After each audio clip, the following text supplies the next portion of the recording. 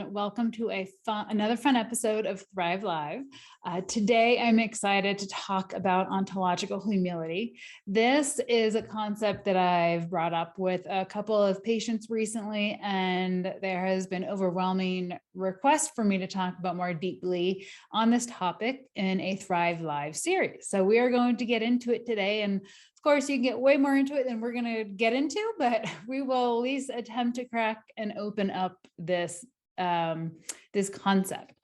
So let's first talk about what is ontological humility and why is this concept important?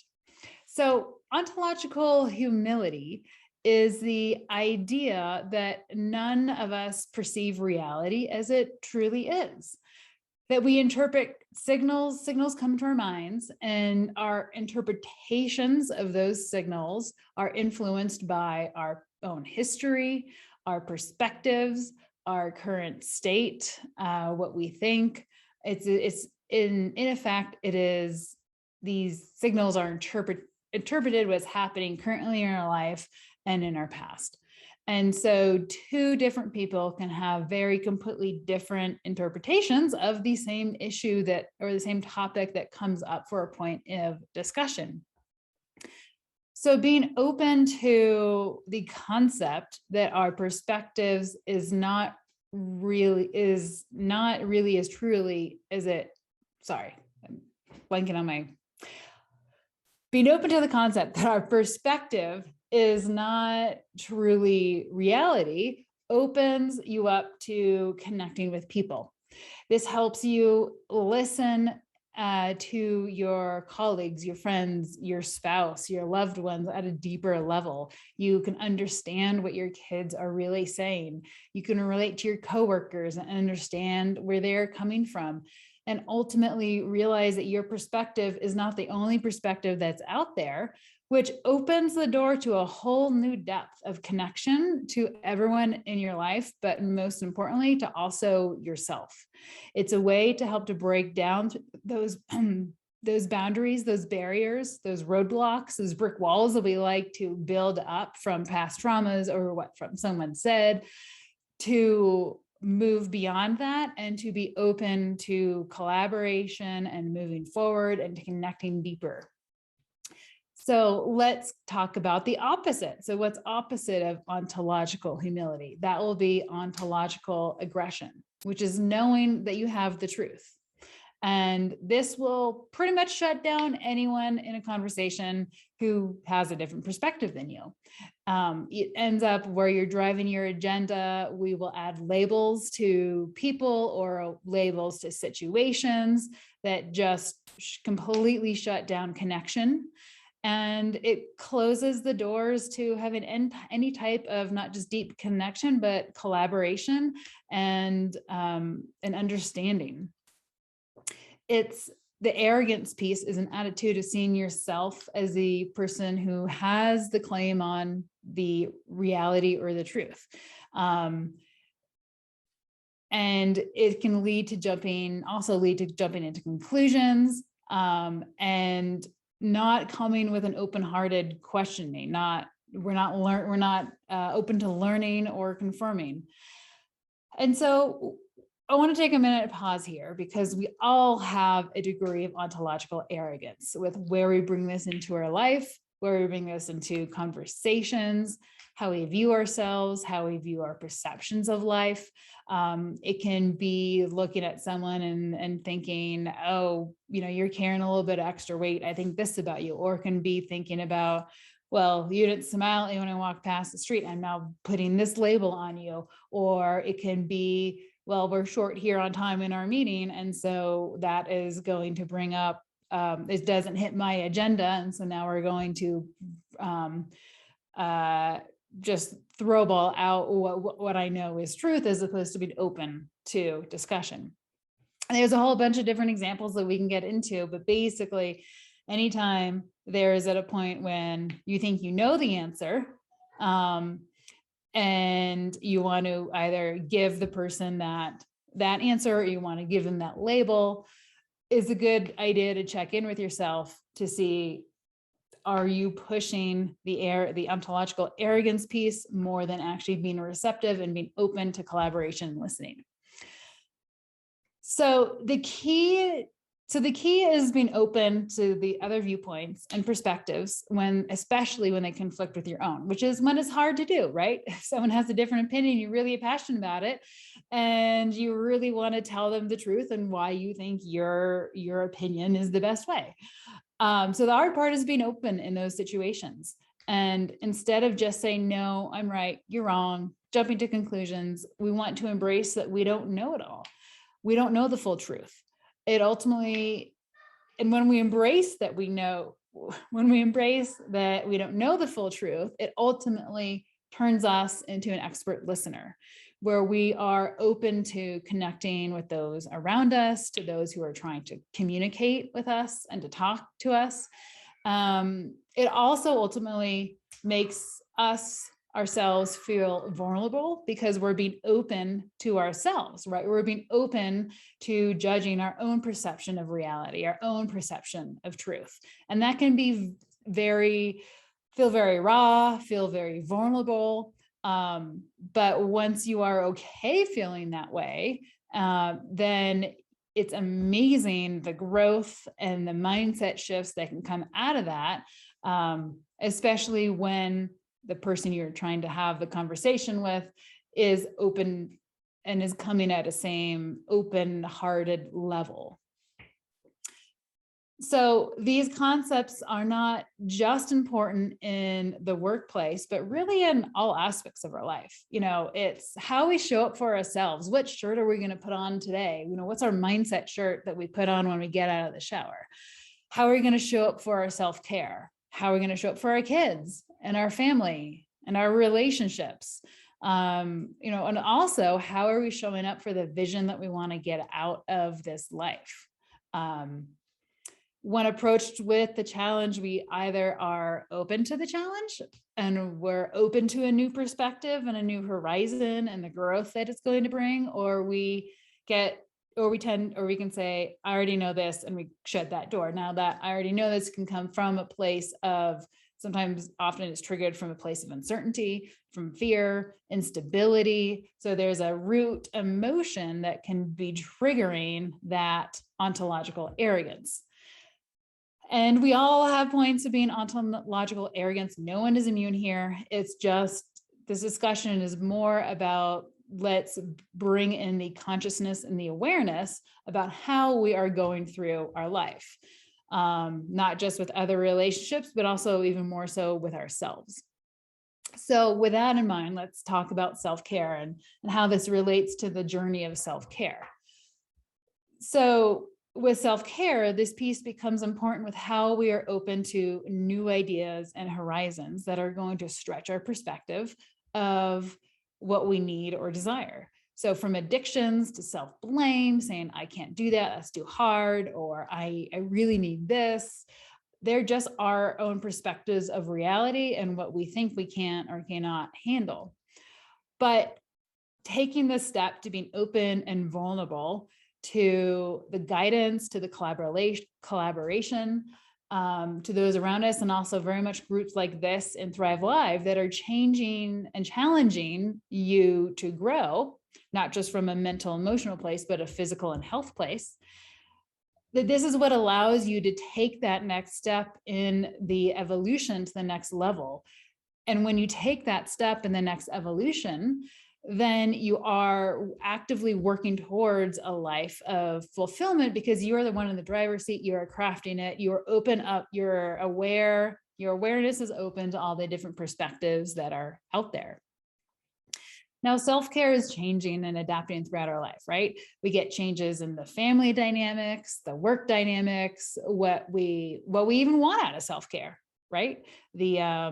What gives us meaning in life. What was meaning to us in our 20s is different and has a different meaning to us in our 30s and 40s and 50s.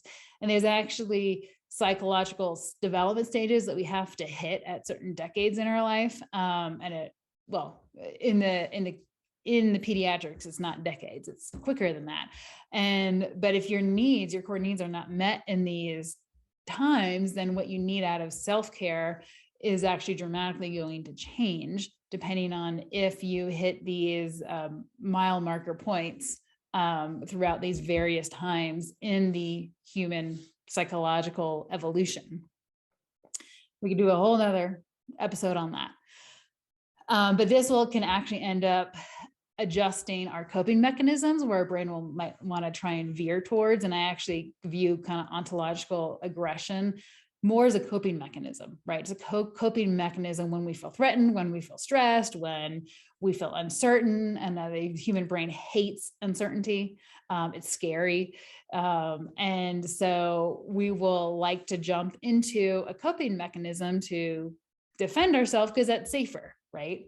It's definitely scary to be vulnerable and to be open to the knowing that I don't know everything, right? There are other ideas out there that I don't know.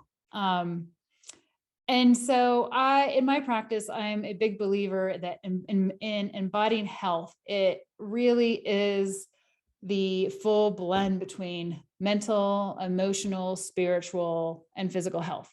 And the physical health is a key that helps you unlock to get to the point of doing the visionary work, being able to do the progression, taking that next step towards living your life of fulfillment. Because if you're feeling sick, run down, you don't got some brain fog, you're not sleeping well, that is roadblocking your ability to be able to have the wherewithal to be open to different perspectives, but also to have the vitality, the energy to want to go and make that next evolutionary step, whether it's at work, whether it's in your personal life, your self-care, you're at home, your relationship with your significant other, with your kids.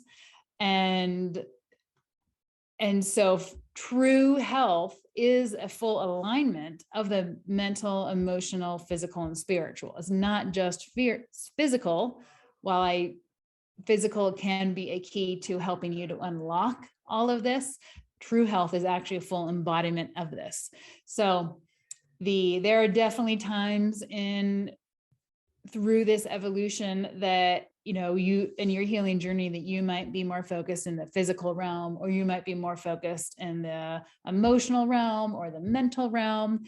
It's more about bringing the awareness that true health encompasses all of this, so that we can check back in on these zones, right? We can check back in, okay, how am I approaching life today? Am I approaching life through an arrogant mindset or humility mindset, right? What shirt am I putting on when I decide to get out of bed today?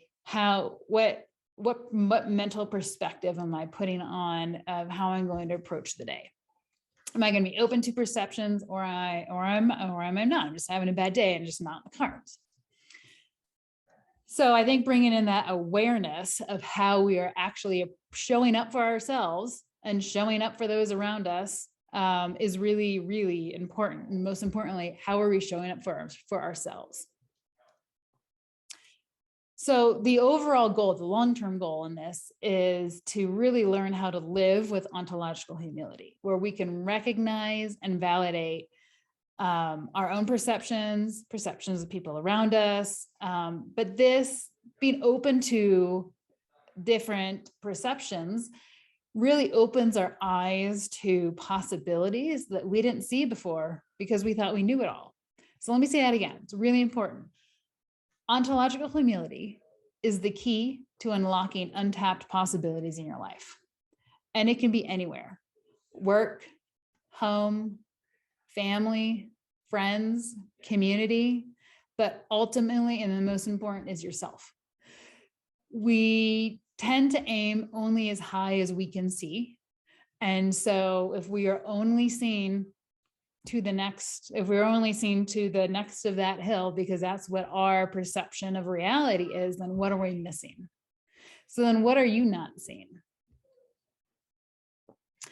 And how is your perspective blinding you? And specifically, how is your perspective of reality or truth blinding your ability to craft a life of your dreams and to live a life of fulfillment? Is it blinding you to, and is it blocking your ability to connect and collaborate at work and to grow? Is it blinding your ability to connect deeply with your partner and your loved ones and your kids, and to really understand what you need, what they need, so that you can come into your family, create a healthy family dynamic? Or is it also blinding your ability to connect with your greater community at large? So linking back to the embodiment of health, is there a point of ontological arrogance and knowing the truth that is blocking your ability to realign your body and heal? So for example, do you have a perception that you're never going to heal from your thyroid disease, that you're born this way with your gas and bloating, with your gut function, and it's going to take a mountain to heal that? Or, hey, you have an autoimmune disease. Do you have the perception that, well, I have an autoimmune disease, we can't do anything about it, right? What perception are we bringing in to our own personal healing journey that is blocking us from actively realigning the body and healing from the inside?